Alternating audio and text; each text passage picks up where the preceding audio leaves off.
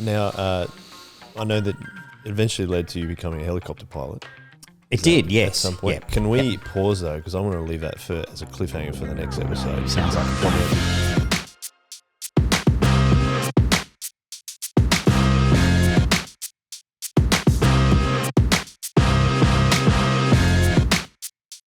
All right, you ready to start? Go for it. Go for it. Go for it, Tim says. So that's what we're doing. We're starting the podcast. I'm always trying to make you laugh on the intro, aren't I? It's a good one. Welcome back. Welcome back to Chip Lunch, everyone. And Tim as well. Oh, that was actually the start. Yeah. Right. See? I see. I'm so in your mind now. Living rent-free in your mind. Rent-free in my head. Rent-free, and you just don't, I've inceptioned you. Yeah. Yeah. Yep. How's it feel? Incepted. We've had to make a switch, haven't we? Because we just recorded a Shogazor in between these two Chip Lunch parts. So yes. I'm trying Changing up a bit. Yeah, you're knee-deep on statistics. Neck deep in statistics of Christian statistics, but we're back. And of course, I'm just about to call you Chris again. Dude. Why are we doing this? Scotty. I don't understand. Scotty is here. Yes. Scott's back. Welcome Thank back. you. It's good to have you back. So you've taken out the shock absorber chip and you've put back in the Chris chip, it seems. Well, the chip. Crispy chip. Well, the poutine chip. No, Poutine. Yeah. Oh, very nice. It's making me hungry. Yeah. It is actually. I'm It's a bit almost lunchtime. hungry at the moment. It is getting close to lunchtime. We left last episode kind of like talking about the formative experiences in the military, and one of the things that you talked about in terms of going to Duntroon was all these quotes, and we actually found one of the Napoleon quotes that we want to talk about. I'm big on quotes. I love quotes. Excellent. Lay it on us, man, because it's a really interesting one. So, like this speaks to me as somebody who was a warrior in the Defence Force. So, Napoleon, obviously a failed human being as much as any one of us, but a great leader. But a great general. Yeah, one of the greatest. And he said, "I know men, and I tell you that Jesus Christ is no mere man. Between him and every other person in the world, there is no possible term of comparison. Alexander, Caesar, Charlemagne, and I have founded empires. But on what did we rest the creations of our genius? Upon force. Jesus founded his empire upon love. And at this hour, millions of men would die for him." And that is powerful when you consider in the context he is comparing himself, rightly so, with the greats, Caesar, Alexander, men who conquered vast swathes of, in Alexander's case, the entire known world, just about, and Totally. And the Romans as well, and he recognises that he in the comparing him and them to Jesus is just, there's no comparison, and so to me that also speaks about how Jesus' leadership as well. So he is coming.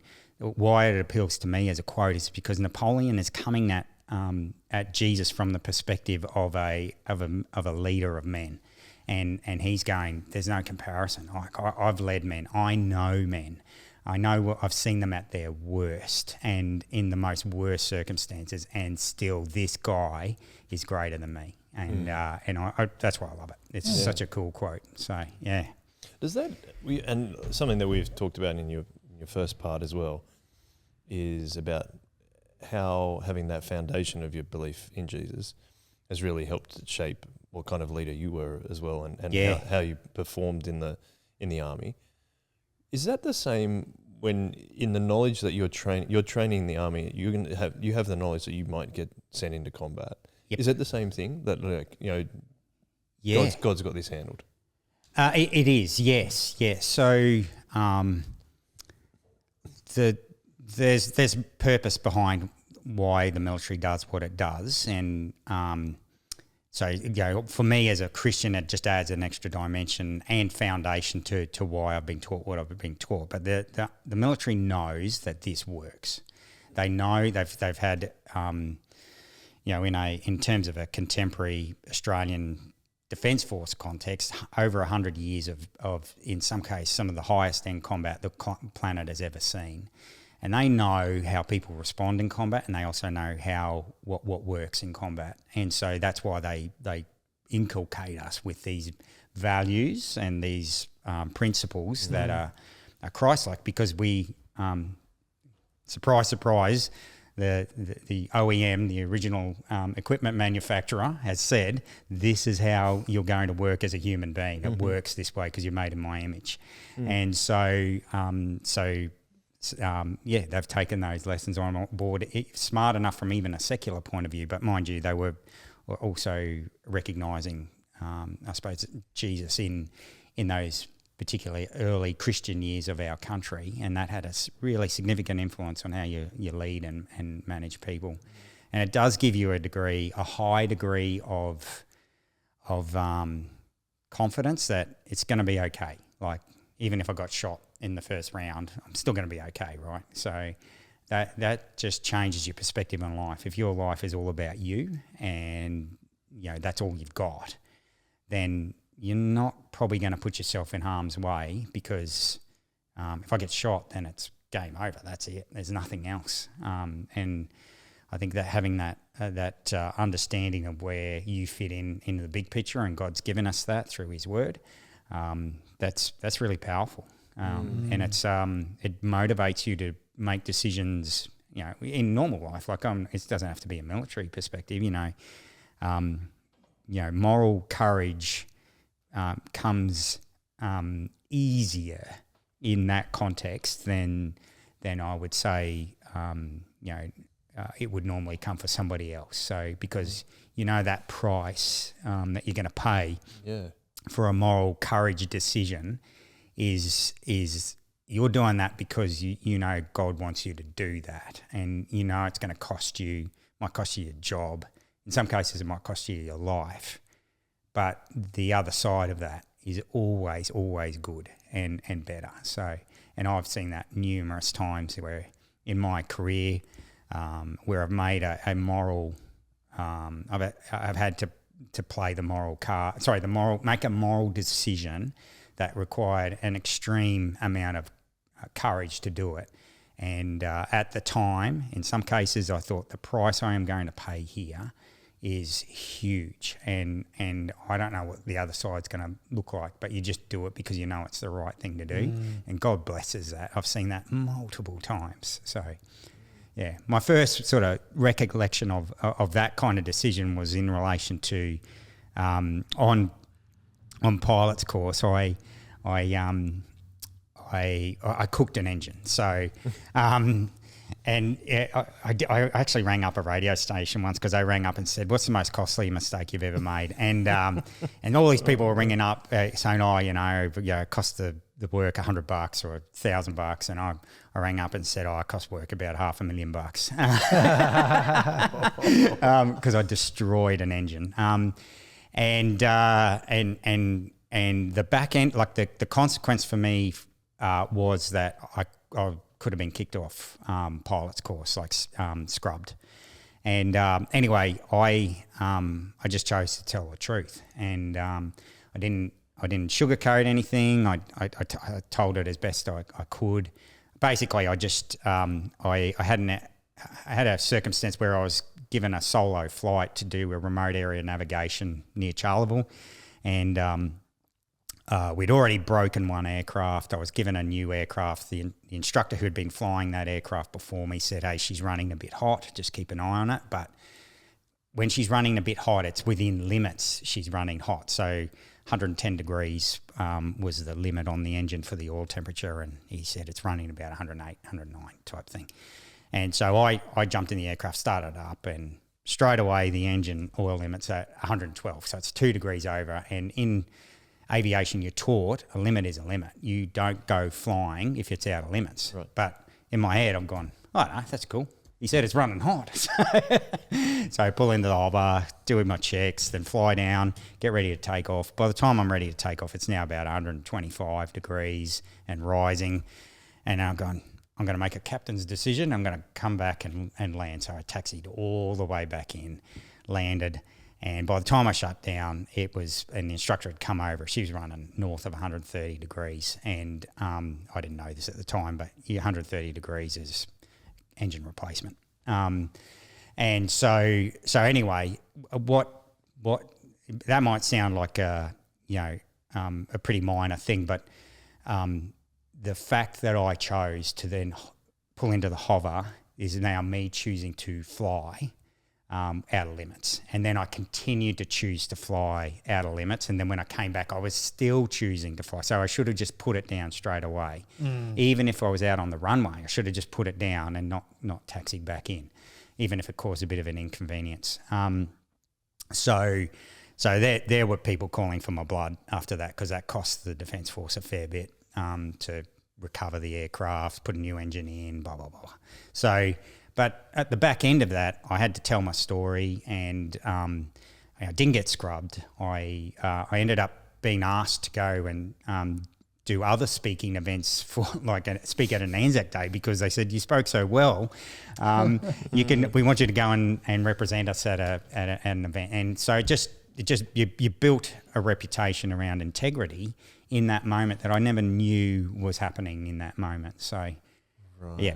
That's really cool. That's very cool. How do we get, just to move the story on a little bit, we talked about how you're looking at two different options. There was infantry, and then pilots. But that was in an aircraft, like a plane. Sorry. Yeah. So now I've now made that. I've been in the army about 3 years. As I said, Jim Molan was my boss at the time, and I had chosen to try and get onto the next pilot's course within Army. And I applied. Like, you don't get to choose and say, hey, I'm going to do that. I went before boards and interviews, and in the end, I successfully passed the interview process, and so I was posted that following year onto pilot's course, which was in Tamworth at the time. Okay. That was 6 months there, flying CT4s and Tobago TB10s.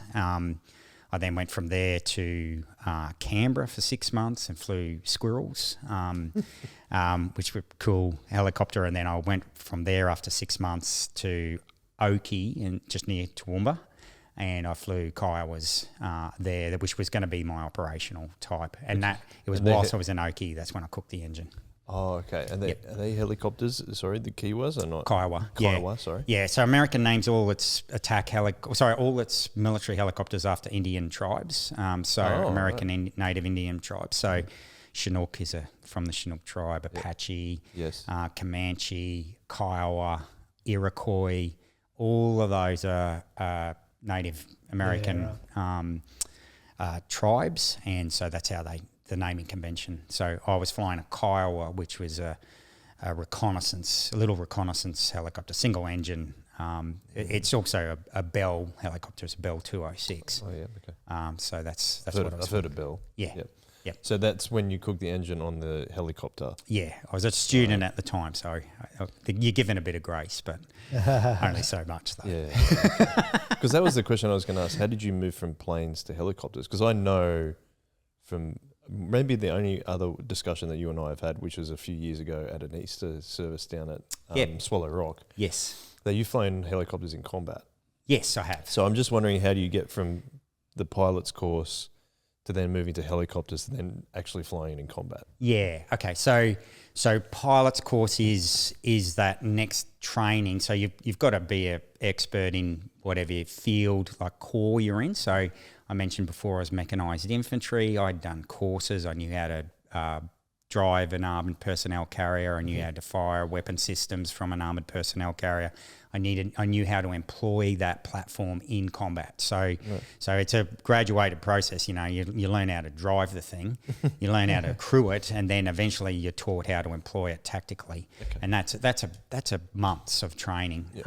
And so aircraft are a bit more technically advanced and move much quicker. So that's an 18-month process to get from never flown a helicopter before in your life to being able to employ it in combat. So for me, that period in Tamworth on fixed wing, it's just cheaper to teach you how the rules of the air, how navigation, instrument flying on a cheap fixed wing platform before they put you on a turbine helicopter. And turbines like even now per hour, you're looking at somewhere around $3,000 to $4,000 per hour for a cheap turbine in civil world, and that's without the instructor. And once you're starting to talk about like complex helicopters like Black Hawks and Chinooks, and you're talking $25,000-$30,000 an hour. Yeah, so you want to, before you're putting kids on those, you want to make sure they can fly, and then you're putting them on those. So, anyway, so I've gone through that process. I've been posted onto a course. I've by the grace of God at various times passed, and I've got to the end, and they've awarded me my wings, and now I know how to use this aircraft in combat, and I also had benefited, unlike my other mates on pilot's course, because I'd come from a different arms corps background. So I'd come from infantry. I knew how to employ an infantry fighting vehicle on the battlefield because I've been taught that. I made that leap very quickly in helicopters. I could make it easily. I used to say that, patrolling on foot, I went from 2 kilometres per hour at Duntroon. They then taught me how to use a fighting vehicle. So I learnt to think at 40 kilometres per hour. And then they put me in a helicopter and I learned how to think at 200 kilometres an hour. That's sort of like that graduation. And so I was very in the tactical phase of my pilot's course. I ended up duxing the course because I was already well trained. I had so much more experience than the others. It was an unfair advantage. So good achievement to have. Yeah, it was. So once they've got a useful pilot or a useful commander, a tank commander or whatever, they then post you to a combat unit. And so I got posted to one of 2 squadrons at the time. There's still 2, which was based up in Darwin. And so that squadron was an operational combat squadron ready to go and fight wherever. So in my time in that unit, and I was in that unit for about 3.5 years, I deployed 3 times. So it was around the time of Bougainville and East Timor. So I did one trip to Bougainville in a non-flying role, but as an aviator. So you need a liaison officers in headquarters as like experts. So I did that, and then I did two tours of East Timor at the time. An early one in the Interfet days, and then later under the UN, and commanded a detachment of Kiowas in East Timor then. So. That wasn't like that was like in my sort of career. Again, I was graduated through operations that were of a very low intensity, Bougainville, up to a very high intensity, Iraq. So I didn't go to Iraq where I had true combat experience, and until a couple of years later when I was on exchange with the British, flying a different helicopter, Lynx. Really? Wow. Oh, so that's their version. They're one of their types. Yeah, it's sort of like at their time, it was their recce helicopter / gunship before they got Apache. When they were getting Apache when I was there. So, obviously it's kind of related to that question I asked you, like knowing that you're going to be deployed. How is it being moved around all the time? Because it's not just going on tour, like you just said there, for a number of different places. Yep. That's overseas, but then you've already said you've got Tamworth, Darwin, Duntroon. Yeah, you went to Woomera. Like, how does that impact you as in terms of your faith? Because I'm lucky that I live a 5-minute drive at worst from where I go to church in Kirrawee, right? And it's really, really special, and I don't want to move because I love being so close to church. Your case, you're not in that case. Yeah. Is that a difficulty? Is that really hard for you, or is it something that you managed to deal with? And the reason I asked the question, though, is also because Emily, who's been on the podcast, her husband, Elliot, who's also been on the podcast, he's an officer in the Army as well. Yep. And we've talked to Emily about, like, are you ready to deal with the fact that Elliot may need to go overseas? And she was interesting. She's like, I think God's been preparing me a little bit for that because I've moved around a lot when I was a child.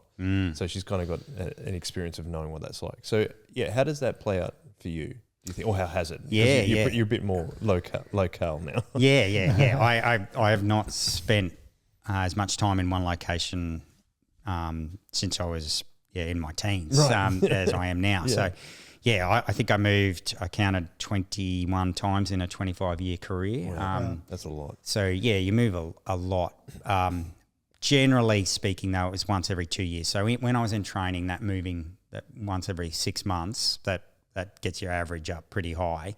But that was pilot's course. And I did a couple of 1-year jobs in Canberra, like I was an ADC, an aide de camp to Peter Cosgrove, and which was pretty cool. And Peter Lay, who was his successor. And I did like staff college, which is like a university. You go into a master's program, if you like, which was also in Canberra, which was invaluable. But there's good and bad to everything, right? So I loved living in different parts of the country. I was always excited about a new posting, yes, particularly an overseas posting, and I had 2 of those. I had 2 years with the British Army, living in Germany mainly, because that's where the British Army unit that I was attached to was based. Right. So I lived in Germany for 2 years, and then I did a 2-year exchange in Hawaii with the Americans. So, as I said, somebody has to live in Hawaii, and I did. So you've got a big army. Thanks for taking one on for the team. Somebody exactly. Yeah, There's very, a big very base hard. in Hawaii, isn't there? There's a lot of It's a key. It's a key part of America's strategic footprint in the Pacific. Well, it would be, wouldn't it? Yeah, that makes sense. Yeah, really important. So, a lot of moving. Yeah, so a lot of moving, and so there's that great excitement.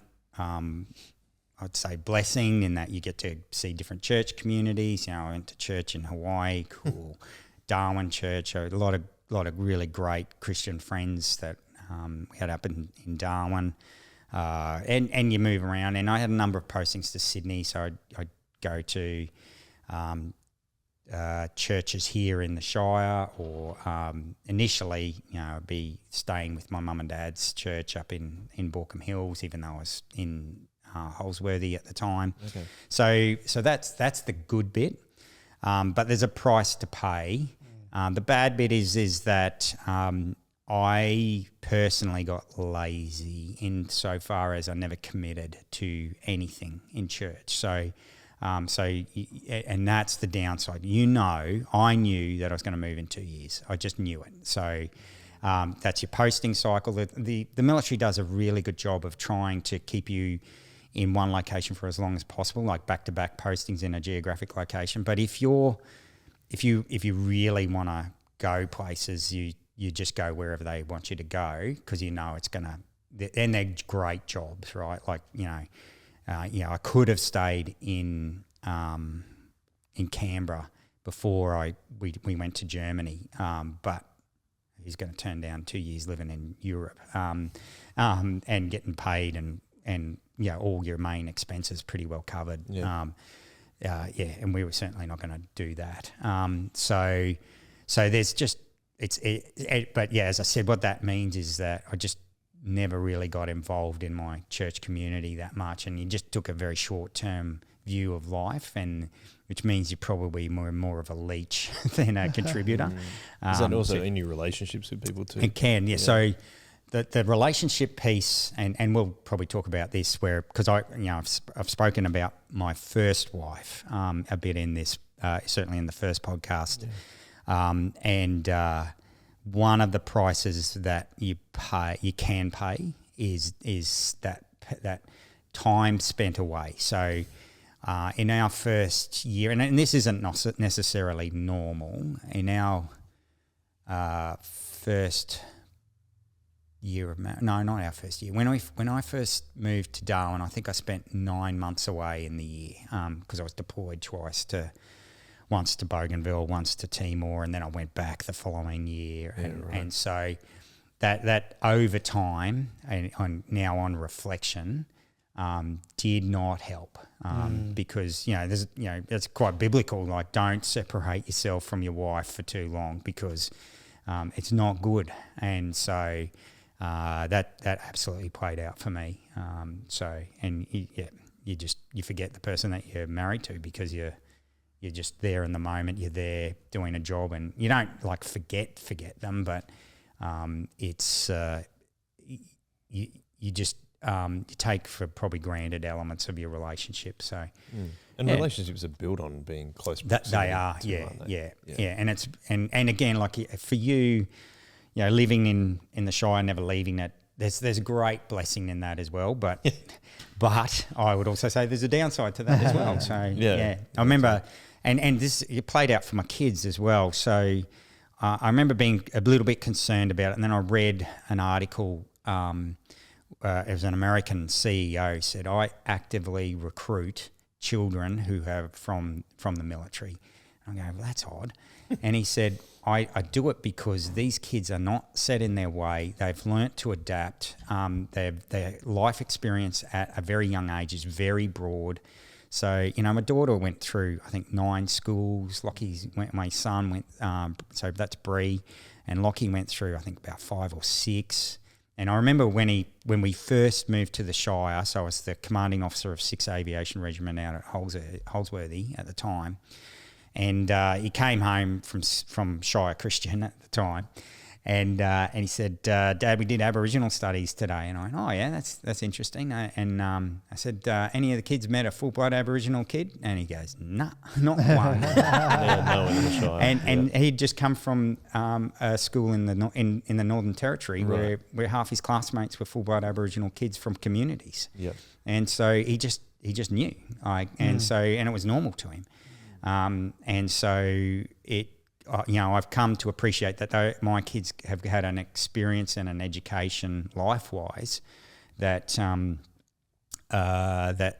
not many other kids get. And so there's a positive that. The negative for them also was, I remember Lockie got baptised a couple of years ago, and in his testimony, he spoke about the same concept that I had, that I'm only here for 2 years, so I don't need to commit. I don't need to. If I make mistakes here, it doesn't matter. I'm just going to disappear in 2 years anyway. So, and that's how he lived. And I think Bree was the same. She she just knew that if I've got a problem now, it doesn't matter. I'm just gonna reset anyway in 2 years' time. So you don't actually get around to resolving anything. And so that lack, you can use that lack of stability, geographic, to sort of hide problems. So it's like pros and cons. You're saying, like, absolutely. Moving away. How old are Bree and Lockie now? So Bree's 20. She'll be 23 this in May, and Locke will be 20 on Monday. So, okay, that's cool. Well, happy birthday to her. Yeah. Well, this will come out a bit after his birthday. But happy birthday. I hope you had a good birthday, Lachlan. To them both. Well, Bree's will be, hers is the 1st of May. So, that's close as well. Yeah, very cool. Yeah. So one question I like to ask people that are parents on Chip Lunch is, what has God taught you through being a father? And this, your perspective will be very interesting just because of what we just talked about. Yes.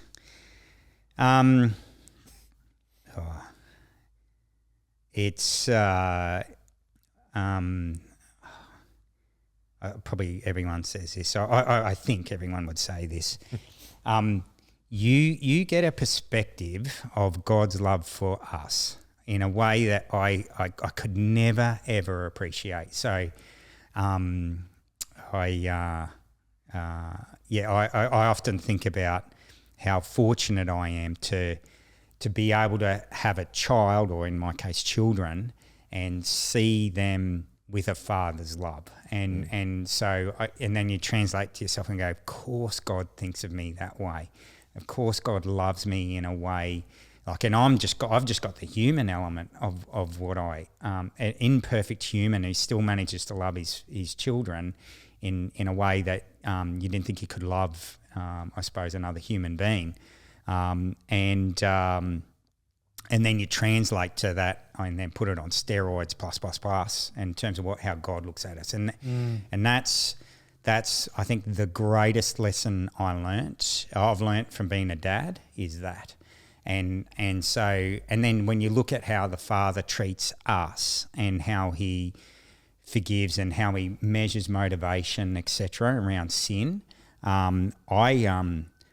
It's so helpful as a parent to be able to do that as well. Like that, I use the expression of weighing the heart, right? So if your kid does something that has that you know is wrong, and they should be punished for what they've done, if their motivation is pure or is right, then you're not going to punish them in the way as if their motivation was evil or wicked.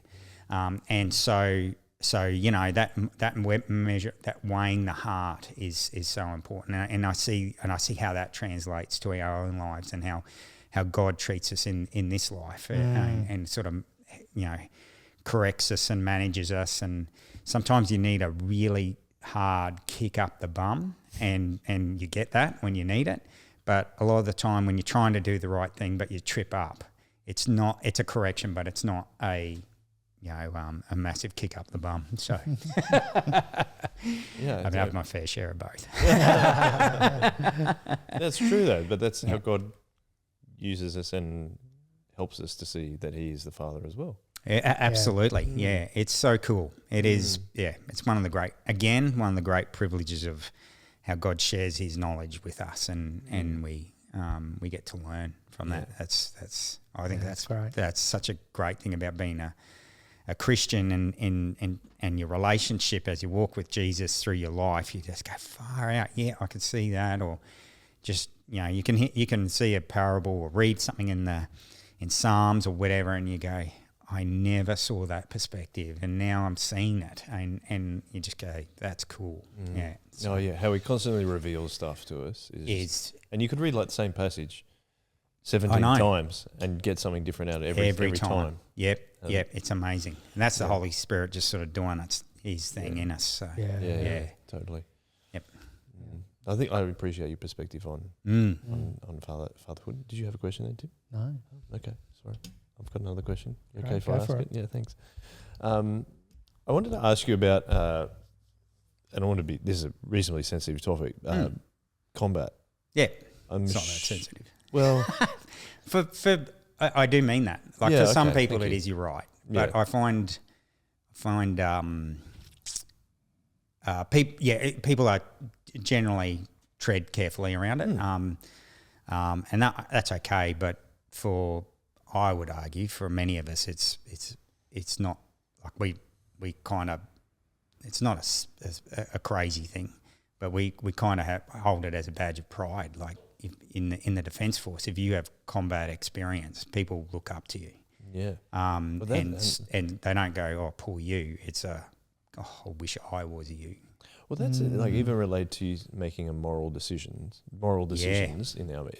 It forces you to do it because of the life and death scenario of it. It forces you to show what you truly believe and what you really hold. Yeah. And that's why I suppose I'm being careful, because it is life and death scenarios. You hold, as an officer as well, you hold not just your own, but other people's lives in your hand.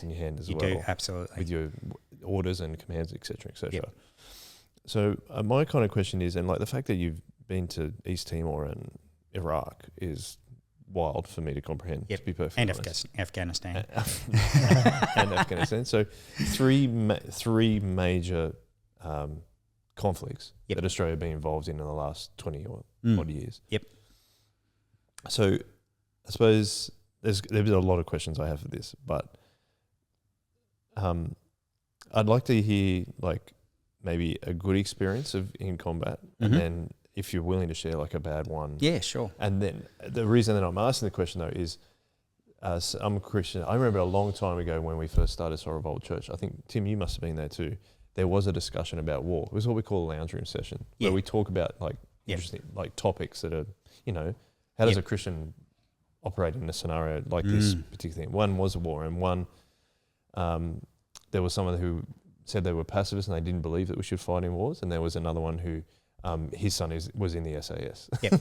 So there's two very different absolutely perspectives. So I wanted to get your perspective on that in relation to like you have someone that has fought for Australia, and thank you for your service. Yeah. But yeah, what is that like in terms of like good and bad experiences, and then being a Christian, knowing that I am fighting for my country and I hold other people's lives in hand, and also like I can fire guns and stuff, and also take other people's lives. Yeah. Before I sort of delve into my own experience, what I would say is that you want your most moral people in your defence force. You want people of the highest degree of moral integrity fighting, because you will make choices in war that will in combat. That are on the borderline of self-defence or murder. And so you're walking sometimes a really fine line. Yeah. And when somebody's trying to kill you, and your government says you're not allowed to engage them unless certain criteria are met, then it's really hard not to want to kill that person. And if you step out of that moral framework that your government, and you're loyal to your government as you should be, if you step out of that moral framework, you're no longer protected, and you potentially are committing murder. So, and so that's why I always say we don't want criminals in the Defence Force. You want your best, because they have to make life and death decisions, often in relation to your enemy, not to us. So the other thing I would add in terms of higher level before I get into it is there's obviously a distinction between moral and physical courage. And I would argue, I'm not the only one to argue this, that there's a big difference between both. And the easier one is physical courage. And William Slim, general in World War II, Governor General of this country, he said that moral courage is a higher and rarer virtue. And this is a guy who literally would award Victoria Crosses, or nominate guys for Victoria Crosses on probably a daily basis during the Burma campaign. And his observation was that it was rarer and higher virtue to show moral courage, and that puts in the context, I suppose, of what courage actually is. And we are all on a daily basis sometimes making moral courage decisions. And whilst we sometimes put our warriors on a pedestal, the reality is that we are. If you're making a morally difficult but right decision in your day-to-day life, you're actually showing more courage than probably a Victoria Cross winner. That's what they're kind of saying. So, and I would agree with that. In my experience, I've seen that. I know guys who, and I did say this to one of my blokes once. I said, mate, you're the kind of guy that would win a Victoria Cross for doing something crazy, because it just came naturally to him. But he was morally bankrupt, and it just destroyed him as an officer, as a leader, and so he just would just do really stupid things. But I could see a scenario, as I said, in combat where he would, do something that would put him on a pedestal in our society. So, really interesting. But getting back to your question around good and bad. This might sound weird, and I'm not crazy, but in the army you're taught, you train and you train and you train to go to war, and somebody once said it's a bit like training for a rugby match and never actually going to play a game. And so when you go to play a game, it's actually quite a little bit exciting. It is a lot of adventure. Yes, there is moments of sheer terror, and you kind of forget or try not to think too much about the worst case scenarios. But yeah, that's a pretty common narrative, particularly in Australia. You think of the diggers of World War I, like they were falling over themselves to get into the fight. Yeah. And I get it, I completely get it. It is it's an absolute adventure. It gets back to that point that I made earlier in the last podcast, was that for a young man, it's just it's so much fun. And it gives you so much meaning, purpose. There's honour, there's loyalty, there's integrity, and everything in the organisation, and you attach yourself to that. So so for me, it was that realisation of my training and how that played out in a life-saving way. So I had I suppose the famous incident that I was involved in, which involved my co-pilot getting shot in Iraq. That was, whilst that was in some ways a career highlight in that it worked out well, and things again by God's grace didn't see me crashing or anything like that. To me, the best thing I did in Iraq was we were escorting. So sometimes we use helicopters to do overwatch on like an operation or a vehicle convoy. And at the time, they were getting sort of ambushed by improvised explosive devices, blowing up trucks and stuff on the road. IEDs or something. Like IEDs, that's an IED. Yeah. So anyway, we weren't escorting this convoy at the time, but they had tanks front and rear and infantry fighting vehicles supporting a logistics move up to a place called Al-Mathana. Sorry, not Al-Mathana, Al-Amara.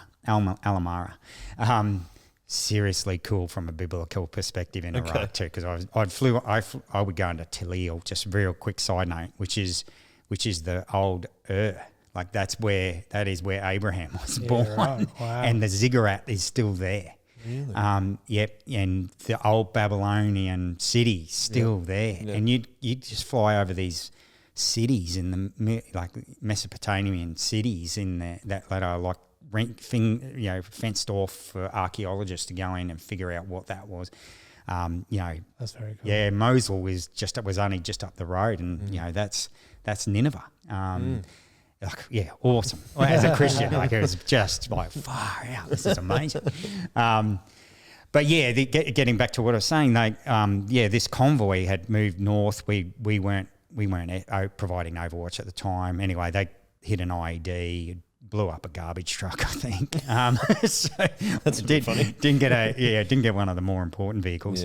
Yeah.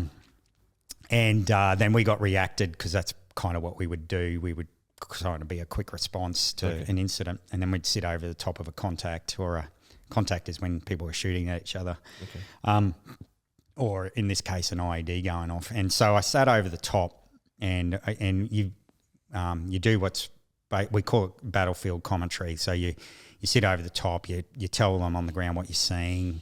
They ask you what else is going on, and you just keep an eye out on things. And you're trained to know what to look for. You know how to fly, so you don't get shot down. Blah blah blah. So we were doing that. Anyway, there was a young platoon commander on the ground who was had sort of taken over what was going on, and eventually, after sort of sorting a few things out, he made a decision to send continue the convoy on its way north. And I've been sitting over the top for about half an hour now, and I knew there wasn't much going on.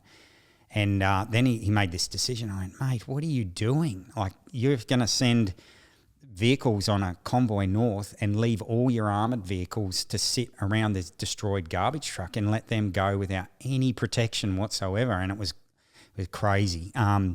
Anyway, I just said, hey, I came up on the radio and said, look, I'm not providing anything here. How about I escort the convoy for the remainder of the journey and sit over the top of them as they go north? And having a helicopter with a machine gun, etc., just was a good supplement.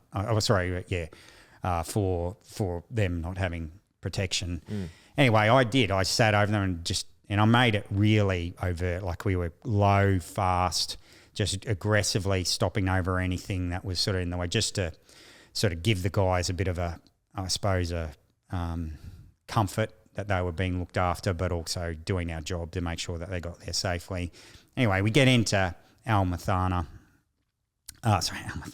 Al-Amara. Al-Mathana is near Talil. Al-Amara, and we land, and I'm shutting down. I watched these trucks come in, and every single one of them they knew that I had that what we had done in terms of sitting over the top had given them an assurance, and you could see the affection and the joy and the appreciation. And the appreciation that came with just doing something simple, it was good. Like that's a in a scenario with a bit of experience, that's just a more like me just being able to draw on that experience at the time and help and whilst like nothing happened to that convoy, it probably sounds like a pretty benign thing, and to a degree it was, but it was just the right thing to do, and it worked out really well. But it's the camaraderie thing that you're it talking is, about, and it's also so they were Americans, right? They were Brits. They were British, okay, because that's when you were flying with the Yeah. British helicopters, okay. But Yeah.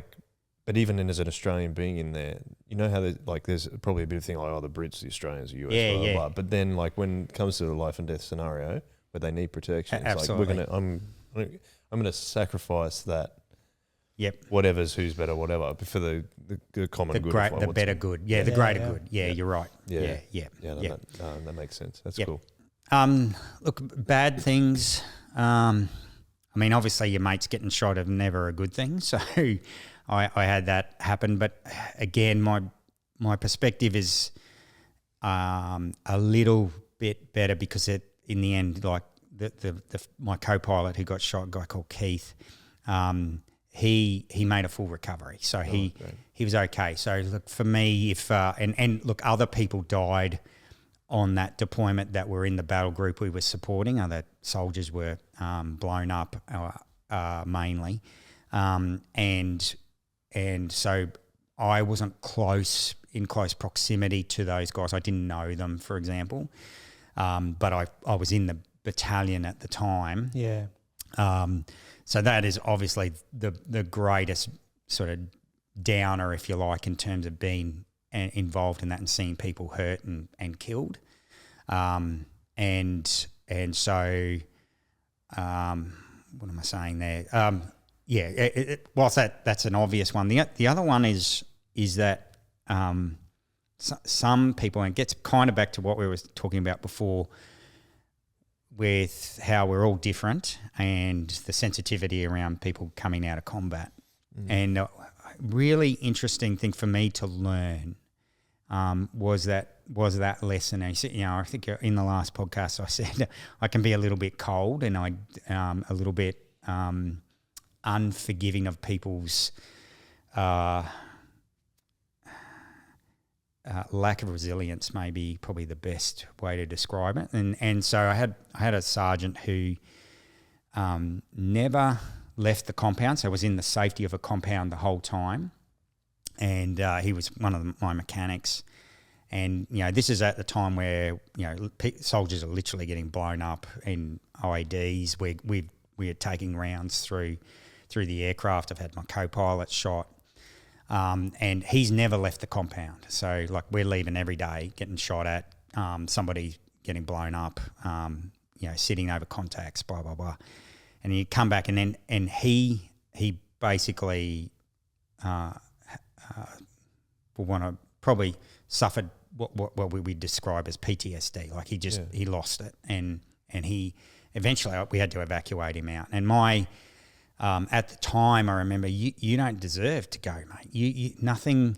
You haven't done anything. You haven't left the compound. And that was a harsh thing to think. And I've since sort of come to realise a couple of things. One, our perspective on danger is relative. So for him, he never left the compound. But what was happening were rockets were coming into we were being rocketed every now and then.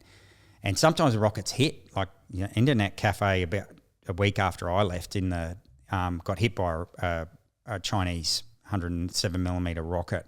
It killed about 14 people in the Internet Cafe that I had been sitting in a week earlier. And so this guy is seeing that. And for him, I came to realise that the base for me was relatively safe. Even though rockets were coming in, the chances of being hit are pretty remote. But for me, that was a safe place. And then it was dangerous outside, but safe inside. He never had that respite.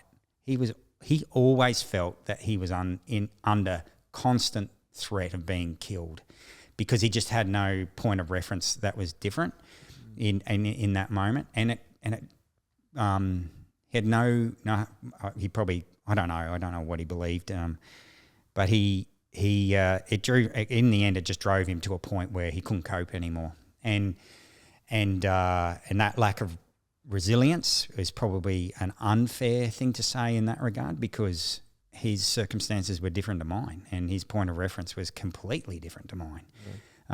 And so, I had to kind of sort of ask forgiveness for being a bit cold around that kind of thing. So, and we are all different, right? So, and so that's another negative thing that you sort of see happen in terms of how people deal with under stress of danger.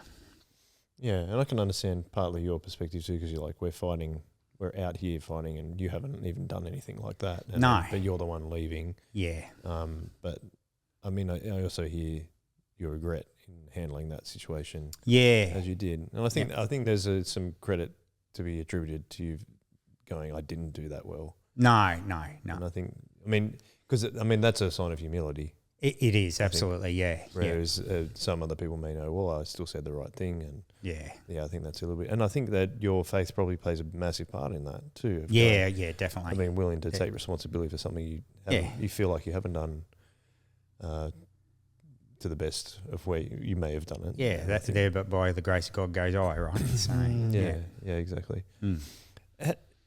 The last kind of part of that question that I asked you was being a Christian and fighting. I can actually understand both perspectives in terms of that we should or we shouldn't. But I'd interested to hear yours, and I'm sure I know which end of the spectrum you sit on.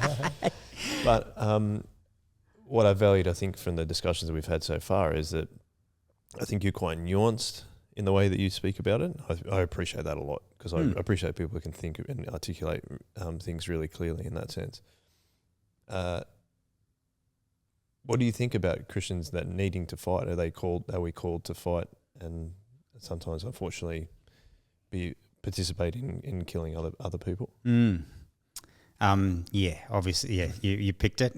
Of course, I do believe that. I think I actually think we're called to fight every day in different ways. Gets back to that moral courage, physical courage thing again as well. From a pure combat side of things, as I articulated before, that you want people with a very strong moral grounding to be in combat, and because it can lead you to some really bad places if you haven't got a strong moral compass, and you can't stand there and say no to in a situation where everyone else wants to murder and kill, then you will murder and kill. You will murder. Sorry, there's a big difference between murder and killing. Yep. And I used to sometimes get called out for that aspect as well when I was in the army. As a good friend at RMC, he said, "How can you be a Christian and go against one of the commandments?" And I said, "Thou shalt not murder, mate. Thou shalt not kill." So there's a big difference. And we sometimes have to do things like I think part of my calling as a man is that I'm is a protector. God's made me. He's given me physical strength. He's given me a brain that works very well in terms of how it functions as a warrior, for example, and we sometimes have to sacrifice ourselves to save others, and that's a very, very Christ-like way of sort of dealing with adversity. That's what he did. Correct, 100%, and I even see it now, even in the workplace. It's different. Obviously, it's not kinetic in the workplace like it is in combat, but sometimes people are doing things against other human beings in the workplace that are just morally wrong, and sometimes you have to be the one that makes the stand and lose a bit of skin to protect others. And I even after my transition out of the military where I work now, I've had people make allegations against me around bullying or something like that. But it's I know it doesn't stick because I know they're the ones that have been bullying and harassing, and when you call them out and you hold them to account, their natural response is to try and flip it back onto you because go they're even higher. Yeah. And there was a lady at work who tried to do that. Thankfully, everyone above me saw what was going on, and she ended up being removed from the workplace, and rightly so. But the number of people that would come up to you afterwards and say thank you for doing that. But in that moment, you often think you're alone, like you're just going far out. I don't know if I'm going to survive this, or in terms of my employment or whatever. And you would have been in the Defence Force, same thing. Yeah, absolutely. Yeah, that did happen as well. So, but again, you get taught. I got taught at a very early stage by some very wise people. Make sure you write everything down in that moment. If you think there's something's going to smell here in time to come, make contemporaneous notes so that you can refer to them, and they're also extremely powerful in defending your position if something comes up. This would be writing reports and stuff when you're in the military. Yeah. But even just writing a note in a notebook. I always have a notebook that I use for work, and if something happens and I go far out, I better write down what happened here. Right. Just a few dot points. Yeah. I forgot where that was about fighting and courage. Fighting. Yeah. So it's standing up for what you believe in. Yeah. And because you stand on your identity in Christ. Yeah. Yep. You can make those decisions, right? Yeah, that's right. And I know it's become fashionable to beat up our various countries mainly. Australia has a pretty good tendency to just try and internally beat itself up, and the UK, the US are no different, Canada, New Zealand. But the overwhelming good that those countries, because of their Christ-like commitment to keeping people safe and confronting evil over the last century plus, we can't forget that. Those are sacrifices that have made, real sacrifices that were made in ways that we can't even imagine. Like the number of Australians that died in World War I alone, from a small population, is staggering. And like 1 in 4 young men dead, the other 2 wounded or suffering in some way, shape or form.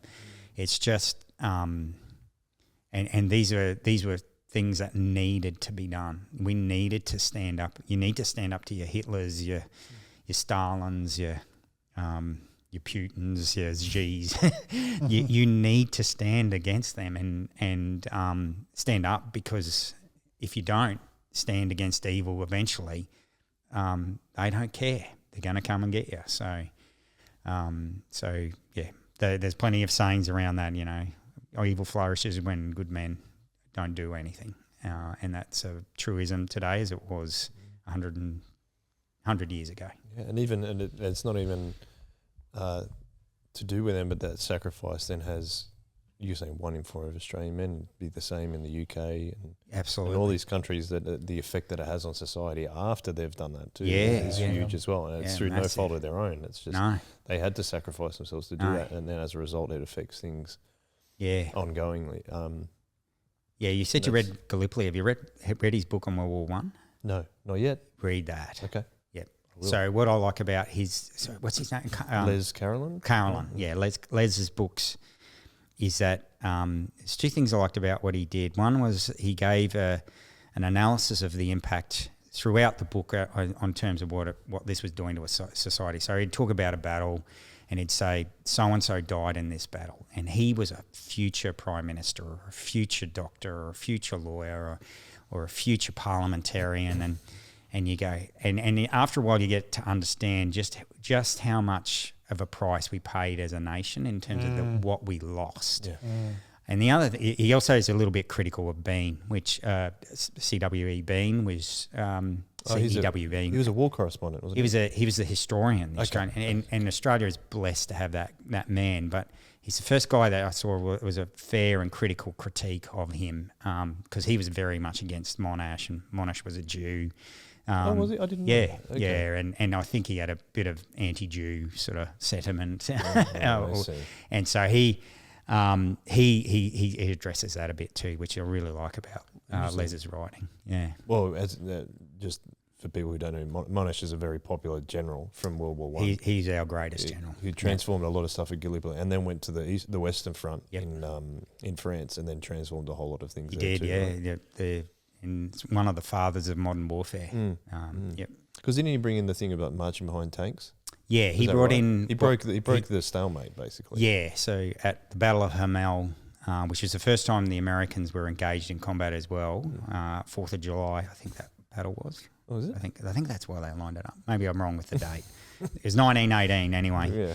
Got to put it on Independence Day. Yeah. It might be a little bit late for 1918, but Monash was the first to synchronise the domains like air and land, and what we would now call a combined arms effect. So you've got tanks working with the infantry in close support with artillery and aviation to achieve a combat outcome, success on the battlefield. Yep.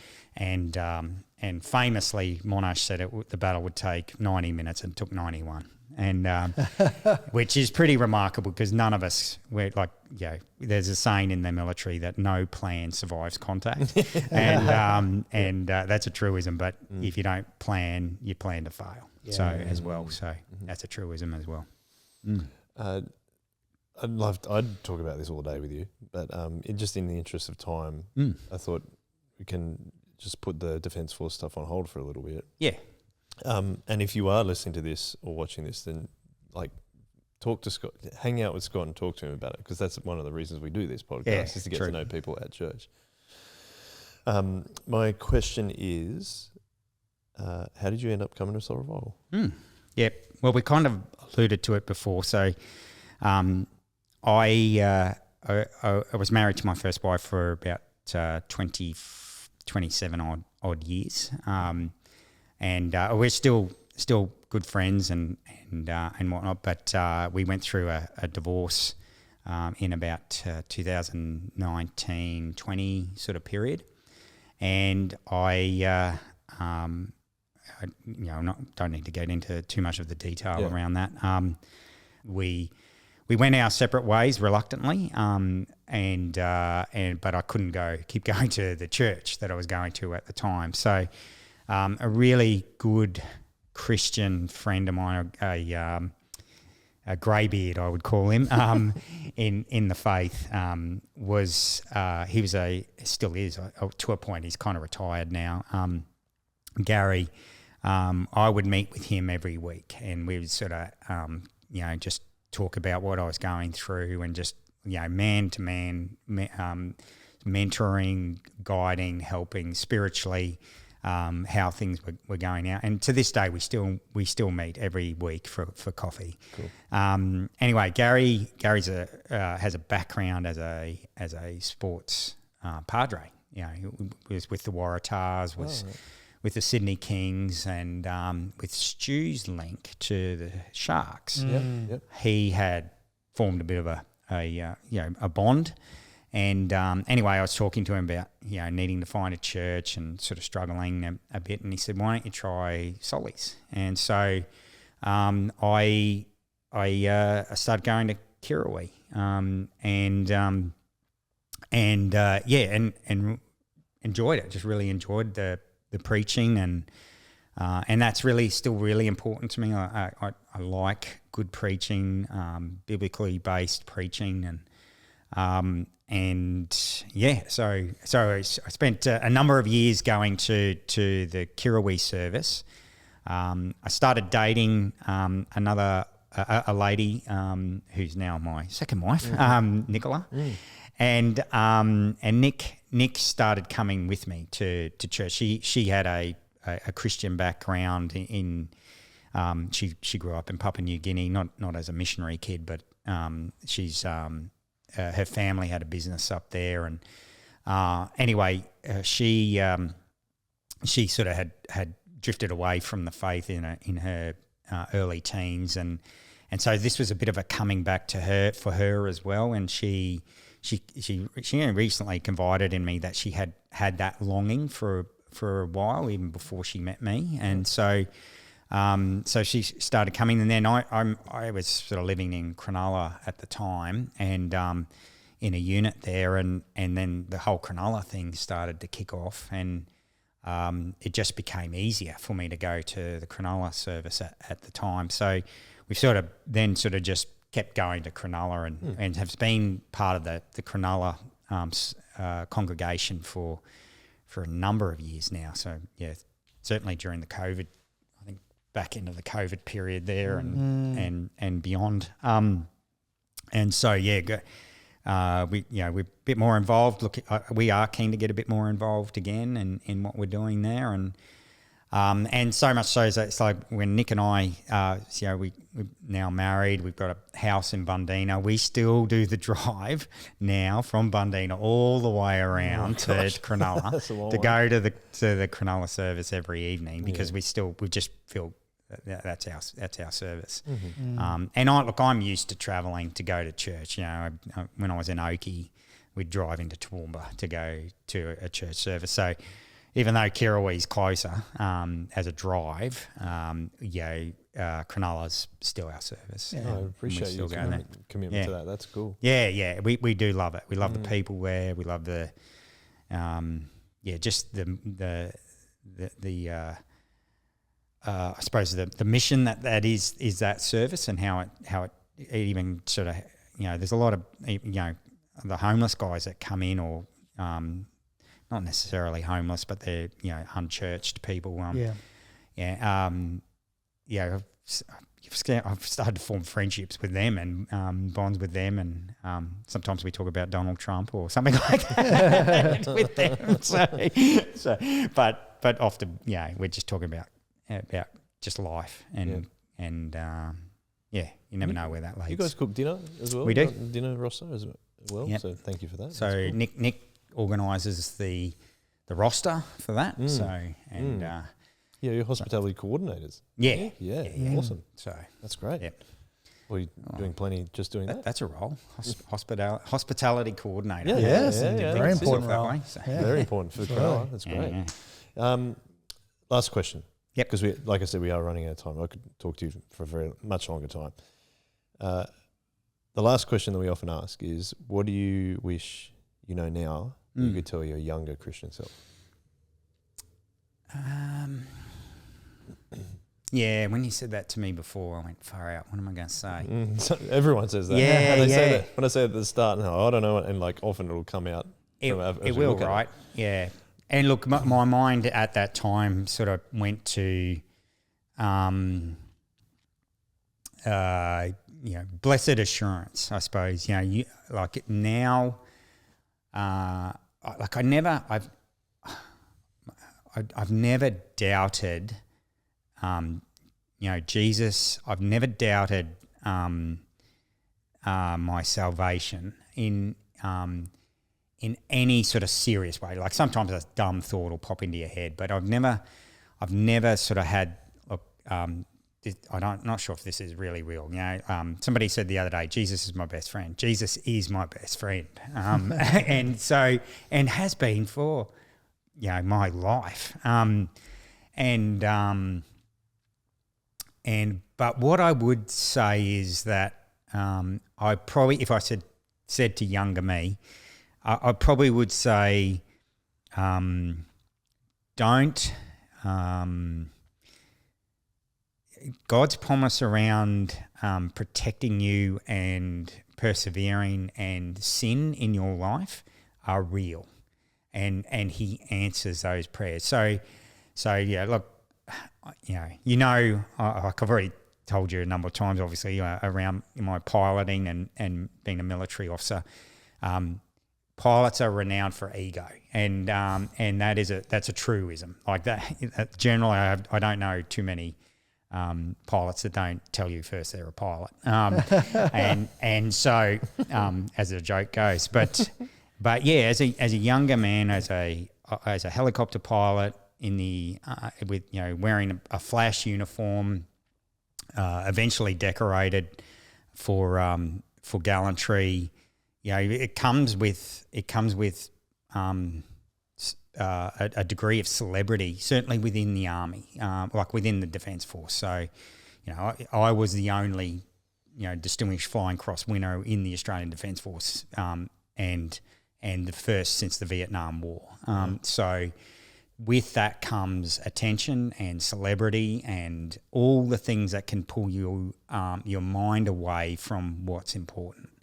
And I always say that we all of us can be deceived. We are easily deceived, and part of being in regular prayer, regular reading of God's word, is a grounding activity that keeps you safe. And when you start slowing down or stopping on that, that's when that's when the cracks appear and the devil gets in, or pride gets in. Something gets in that will disrupt your walk with God.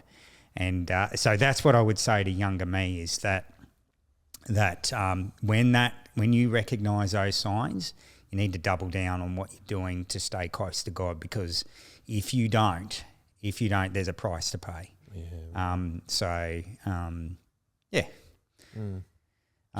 It's a good answer, Tim. Yeah. You reckon? It's a really helpful answer. Thanks, mate. Yeah, I think it's really important that it's a great reminder that I think we can often let our ego get in the way of what Jesus is actually doing. Yep. And I think that's a really, really important reminder and you've had that in your experience. Yeah, absolutely. And I'll still cock it up, right? Right, right. But hopefully a little bit less and nowhere near as severe. But yeah. I used to, back in the day, I did you do those spiritual gift assessments, and I remember doing one as a teenager, and I came out with your spiritual gift is wisdom, and I kind of went, oh, that's interesting, and somebody said to me, no, that makes sense, and anyway, I kind of now see that that is true, but I always now say that wise people still make unwise decisions. Yeah. So you can still have a spiritual gift that helps you stay on the path, but you still manage to cock it up. So. Because we're human and we're sinners, and we're not perfect. Yeah, so absolutely. But thankfully, God knows that. So yeah, definitely. I mean, I'm really thankful. Just to wrap up the episode, I'm really thankful you came on. Because I really enjoyed it. Reasonably short notice. Yeah. Said, I can do it. Yeah. And thank you for doing it. And I want to say thank you for serving our country as well, but also thank you for really trying to pursue the model of leadership that Jesus models to us and not the world. And as you were just saying there, it's hard. Yeah. It's really hard. It is. I think as we move closer to God, it's a little bit easier every time. Yeah. But that's a lifelong pursuit. It is.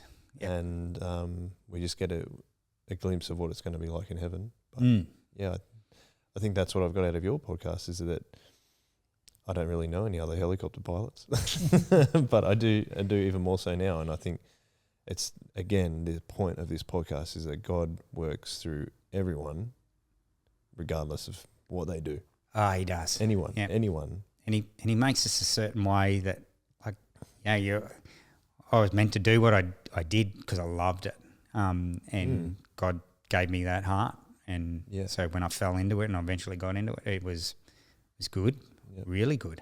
A few bad bits, but I love the life that God's given me, and I look forward to whatever He's going to give me next. Yeah, great. Yeah, absolutely. Tim, you got any final words as we? No, I just want to thank you, Scotty, for Scotty. That's right. For all the things. Not Chris. Sorry, we Scotty, did that. Chris. Yeah. And I think I've really appreciated. I've just been listening to these stories. I think it's great. But I think the way that you have seen seen all of the aspects of your life, and particularly your military career, through the lens of discipleship, and just looking at holding on to Jesus through that, and seeing that as part of your active obedience to Jesus is the way in which you've conducted yourself in our military, and all the different roles there. And I think that's just been, I've really appreciated that particular aspect of the way that you've told your story. So thank you for that. Yeah, no, pleasure. Yeah, no, it's been wonderful. Thank you very much. Thank you to everyone that's listened and watched. Yeah, as well. Really appreciate it. Hopefully we've still got their attention. Yeah, it's a good story. So hopefully, it's been good. If you do have time, go and chat to Scott, whether you're at Kronala or at any time. Where the Easter services are coming up. Oh, this will come out after Easter, I think. Anyway, hope you caught up with Scott at Easter. Yeah. And we thank you very much for your time again. And we always finish with our episodes with our through Jesus.